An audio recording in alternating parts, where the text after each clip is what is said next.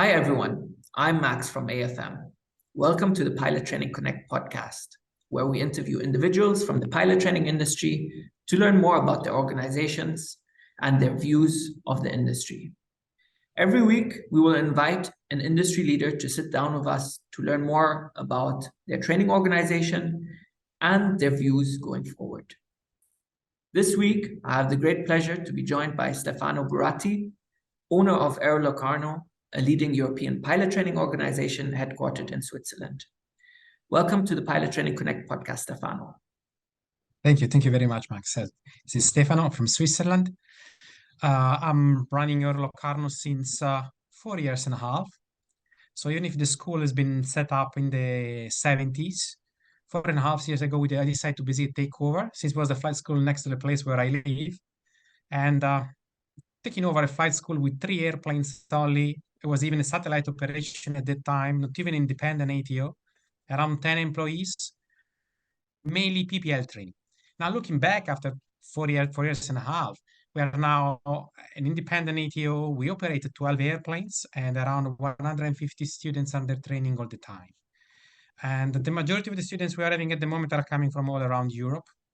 So even if the region is an Italian-speaking region, I would say the Italian component of the students is less than 50%.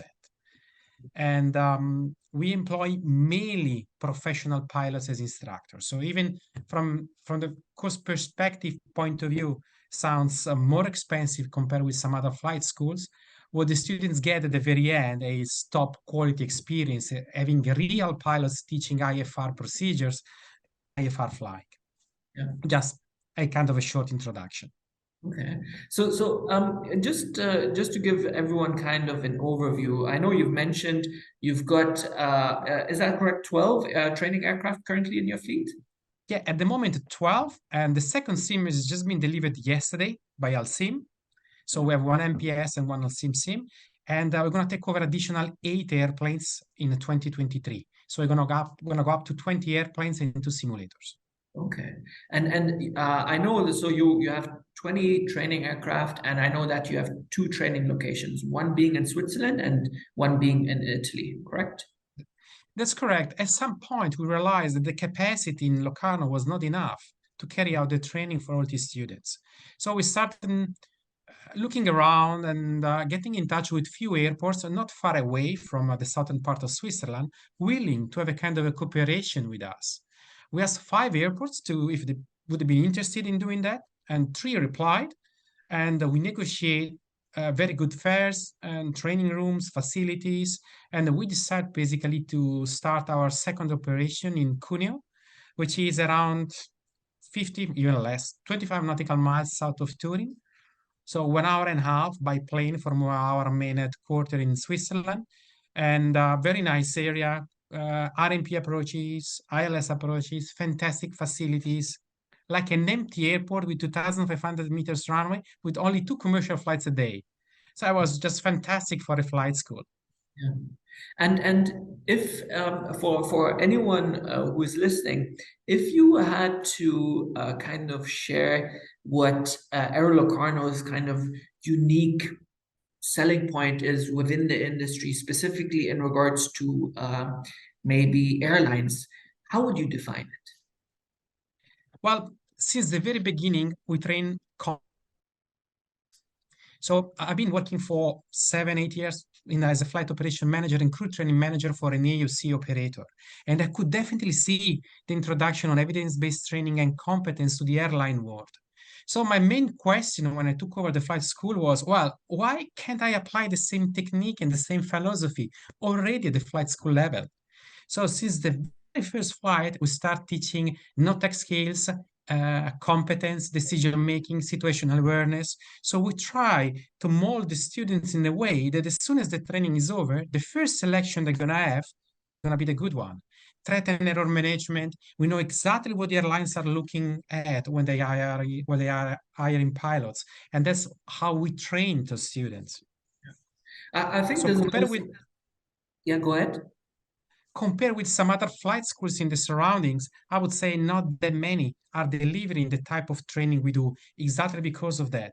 Just for instance, another example, every time we fly IFR, we fly real route sectors with a pilot flying, a pilot watching, an instructor with clear task sharing from A to B. And they fly 3 sectors a day and then back to the home base, like being a low-cost carrier with 1.5 hour flight time, short turnaround, and fly again and again and again. So instead of constantly teaching with the old methods, we basically try to do a kind of line flying under supervision when teaching IFR. Yeah, I think this is also the feedback that I've received a lot from the industry, and when our team at AFM has researched, the different flight schools, Air Locarno has really positioned itself to deliver the highest quality airline pilot training that it can through the experienced management team that it has, and it just.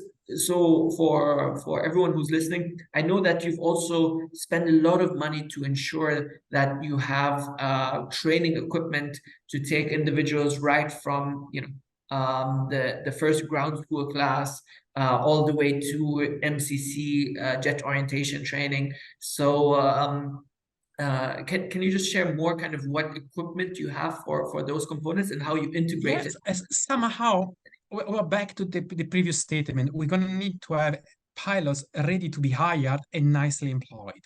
Therefore, it's glass cockpit training since the very beginning. And the ATPL program we developed also contains electric airplane hours. So the students are going to have single engine piston hours on the glass cockpit, electric, single engine electric time, let's say, advanced UPRT on extra 200s airplane, IFR training on Diamond 40 and 42s, and simulator training on top-notch MPS 737 and Alcim Diamond 42. So it's a kind of a constitute training from 0 to 100 with the best machines available on the market. So we try to combine, when it comes to SOPs, software and machine hardware, best with the best, in a way that we know that our capacity cannot be 1,000 students per year. We know that our capacity can be somehow limited. So why don't we pre-select candidates, smart candidates, candidates we know we can play with them, we can mold them like we like, following a steady and precise path till the very end. They will be most likely the first ones being hired by the airlines. And as a return, the airlines will know that students coming from Aero Locarno are actually almost the best ones they can find. And I know you've shared this with me just a bit earlier. What you're seeing now in terms of the placement or the hiring by your graduates is just phenomenal. Is that something you can also share in this interview? Yeah, absolutely. At the moment, we are, I would say, completing around 50 integrated ATPL per year. And with 2023, we're going to double to 100. But if I can tell you about the 50 we just completed, I mean, between 15 and 16 have been hired by Ryanair, a couple in Lauda, a couple in Wizz Air, and 20 are now with Transavia or Air Astana. So if I would have had more pilots available and ready on my desk, they would have had already the job, or at least a selection in place. Air Dolomiti is about to select other 6 guys, and I was just having a chat with one of our students. He basically got 2 positive feedback out of selections in 1 week. So he's now in a position where he has to decide joining one airline or the other one, comparing the packages, which is something absolutely astonishing from my perspective, if you think about the cadet ab initio. And I think this is also what airlines hopefully are becoming more and more aware of, that competition for fresh CPL holders is drastically increasing, and I think going into 2023 we're going to see a lot more pilot pathway programs, cadetship programs, or the different terms. Actually, since this is the day, just a couple of hours ago, we announced quite an interesting partnership with the Airline Pilot Club, and basically going to do a kind of a mentored ATPL on their behalf. So they will look at the possible placement conditions, and we will take care of the training from 0 up to the ATPL. But we believe so much in this kind of high quality training that we even committed in terms of time frame. Meaning, if we delay the training because of our fault by 1 month, we give some money back to the students. So it's not just a matter of providing high quality training. Now I'm committing to the time frame as well. And if I'm late because of making mistakes, I will pay them back. Okay, that's very confident from your. Absolutely. So Absolutely. I hope you've got the Swiss weather on speed dial. Uh, um, Well, we fly around between Italy and Switzerland 320, 325 days per year, something okay, like that. okay. So it works. I think also I know a lot of the different operators that I've spoken with in the past, whenever kind of Switzerland to a much greater extent, but also Italy to a lesser extent has been discussed. It was always seen as a very high cost place of operation for training purposes. But if I look now over the past 2 years, especially the complicated last 2 years that we had, Air Locarno has done phenomenally well throughout the complex last 2 years, and now is also positioning itself to become a key kind of supplier of quality first officers, new first officers or second officers to the different airlines. So, what would you say in terms of the positioning of Switzerland and what it can offer? Well, actually, in the last year, well, we just completed the 2022 and we ended up with an EBITDA of more than 20%, which is fantastic, phenomenal. Well, it's pretty well known that Switzerland is expensive, but when I look at VAT, for instance, for training reasons, no one has to pay VAT in Switzerland. So you can already deduct an average 20% from the cost of the courses, like compared with some other countries. Yeah. And as well, the fuel is around 20-25% less expensive because of less taxation. So it might look more expensive, but the fact that Switzerland is so well known around the world when it comes to punctuality, quality, and results is, from my perspective, the outcome of the perfect management of the country. So they really help the organization out quite a lot. And that's why, like I was telling you, we don't pay VAT at all. And we can even somehow, at the end of our fiscal year, do a kind of amortization, take into account less taxation rates. So somehow I can see how the Swiss Confederation is helping us out in staying with black numbers. Oh, fantastic. Really fantastic. And I know that, especially throughout the pandemic, while a lot of other flight schools were, really struggling, that Air Locarno has really powered through. I just want to ask you, maybe you can share with everyone a couple of the announcements that you've made. One of them you've already just shared, this, mentored airline pilot club cadetship program. I know last year also that you've put a lot of emphasis to kind of create this whole ecosystem around the flight school. And I just wonder if you can share more of that, because I think that might be quite interesting to a number of flight schools who might be listening, and airlines who Yeah. listen as well. Well, I was checking my numbers, and that who could be interested in the flight careers? Typically, someone who is starting 16, 17, between 15 and 17 years old at the moment, high school, looking for a possible career opportunity as a pilot. So the idea was to create a kind of a network involving high schools at the very beginning, Aero Locarno, and the type rating organization at the very end with possible job opportunities, in a way that when you explain to the students and their families the entire training path, is not just getting the TPL and period, but we can offer them an entire path from A to Z, including as well the partnership with the university. So they can somehow assemble the training the way they think is the best within the family. And I could see that because of that, we got an extra 20 students. We got a good relation with families as well, with students, with the flight school, with the high school in the surroundings, creating a kind of an established and constituted path. Okay. I know that a lot of flight schools were really trying to focus as much as possible just on their core activities, especially over the past kind of 2 years. Some partnered with universities to kind of bring that, let's call it second career path security to the pilot training profession. But from how, at least at AFM, we've been tracking Air Locarno. I know that you've been extremely vocal around building this whole ecosystem around the flight school to really offer aspiring pilots, not just, as you said, not just a single, here you Exactly. go, get your license, but this whole system to, train the aviation leaders of tomorrow. Yeah, and it worked out quite nicely, especially when at some point we got the opportunity to finance the training as well for Swiss citizens and Italian citizens as well.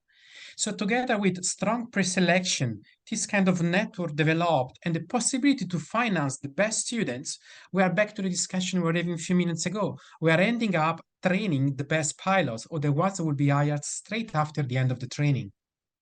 So, I know Air Locarno is positioned quite well, is doing quite well, is training more and more students. How do you see the pilot training and specifically flight training industry kind of developing this year? Well, I think small organizations like small clubs or small flight schools, they might struggle a little bit. I see more and more big players when it comes to standardization, quality of the product, ensuring the correct time frame when it comes to training, getting priority over the market. So if I look at 2023 and 2024 as well, this is somehow my perception. While setting up the second base, we see already that students used to attend training in some other local flight schools. They already got in touch asking for explanation, information. So they really would like to have, I don't want to say a big organization, but a more structured organization with more systematics, more SOPs. I would say less club style and more airline style.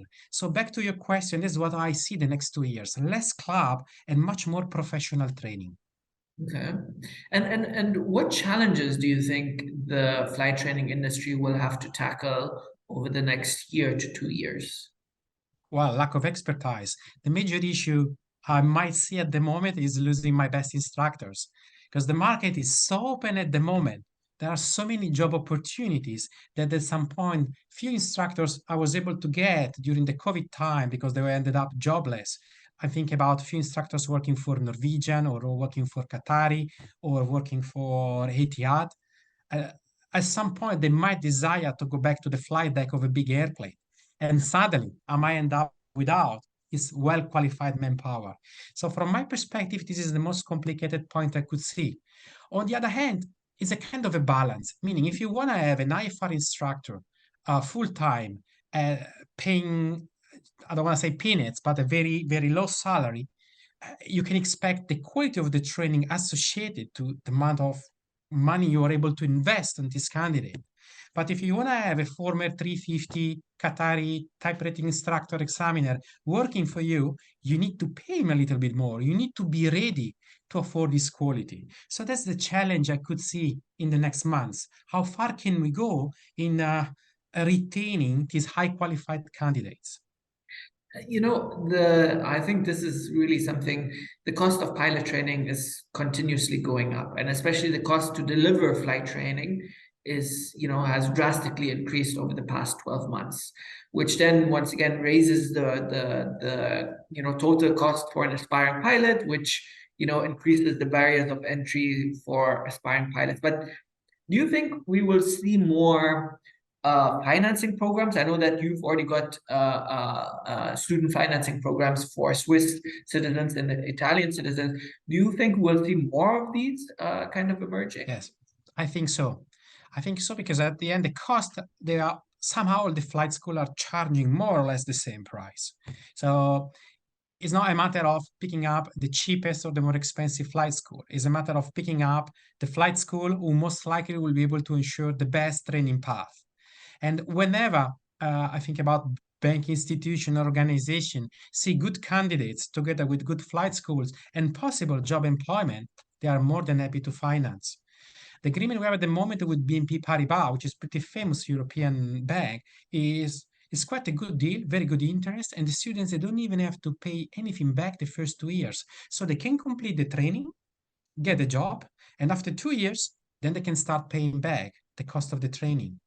And is the bank just to ask this question, because this is, I think, one of the key areas where the industry is always having the discussion around the more financing options that there are, the more it kind of opens up this profession to aspiring pilots. But a lot of banking institutes or a lot of financial institutions are very careful in terms of venturing and providing the financing for this, because either it is an unknown product, so an unknown kind of loan or financing product for them, and they don't have any default rates, they don't have any placement rates, they don't have anything along those lines. But I'm quite curious. So, for example, your banking partners, they are quite happy with providing more financing solutions to more students. Well, for Switzerland is slightly different because it's the Swiss Confederation financing, which is a completely another world. Exactly, they finance the training from A to Z, and thereafter through the time you can reimburse 50% of the training. The other 50% is paid by the Confederation if you get a job, which is amazing. When it comes to Italy, I can say that BNP is pretty open when it comes to financing. We had already quite a good number of students having access to this credit line, and even the guarantees they are looking at, obviously they are. I mean, we're not talking about organization giving money for free. That's crystal clear. But somehow it sounds affordable for families and students as well. Yeah.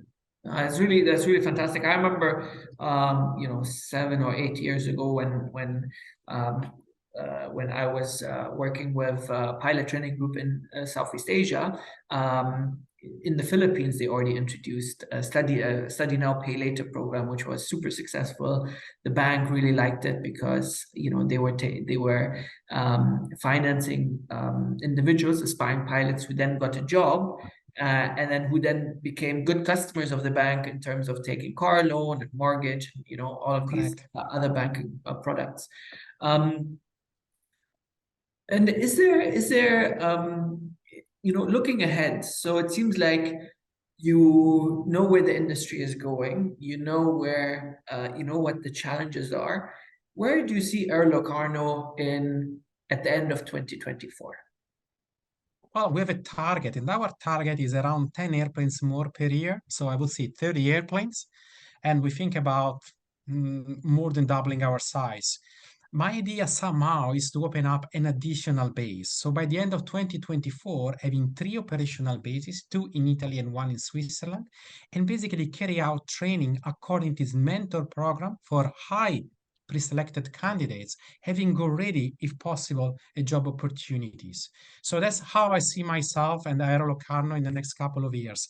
Top quality training, not thousands of students, but a limited amount of students, high quality, ready to go to the airline job, and feeding back the flight school with good opinions. That's really fantastic to hear.